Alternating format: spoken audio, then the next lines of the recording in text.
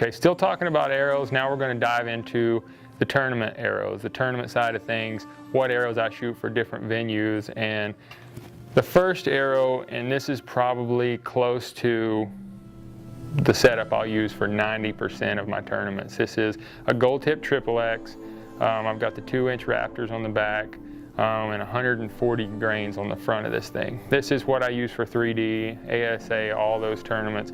Honestly, this arrow could be shot indoors, all your indoor tournaments too, you know, if you wanted to stick with one arrow. I've got the new GTO knock, which is kind of a tiny G knock.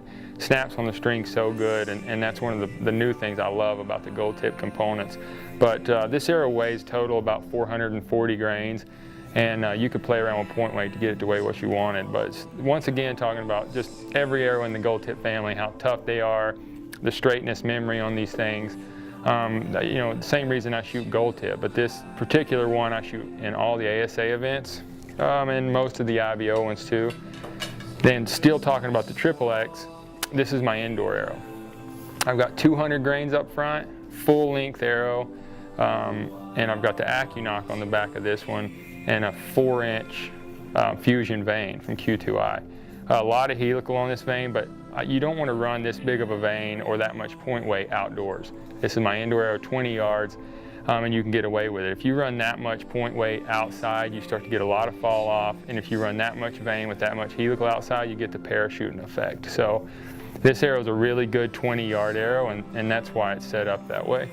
Then the last arrow you'll probably see me run outdoors will be a kinetic or for tournaments. And this arrow is the smallest diameter shaft that GoldTip makes, but it's one of the heaviest. And I've got 140 grains up front, a 2.1-inch fusion vane on the back of it, and also run the GTO knock on this one as well. Shoot this arrow in Reading or any kind of field tournament, or if I was to dabble into FIDO, which I don't do very much, this is what I would use.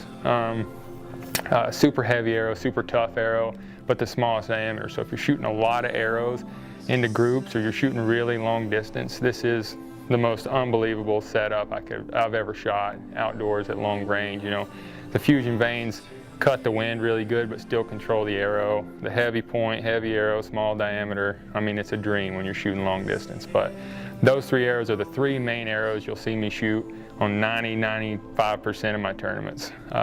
All from the GoldTip line, all just as tough and just as straight.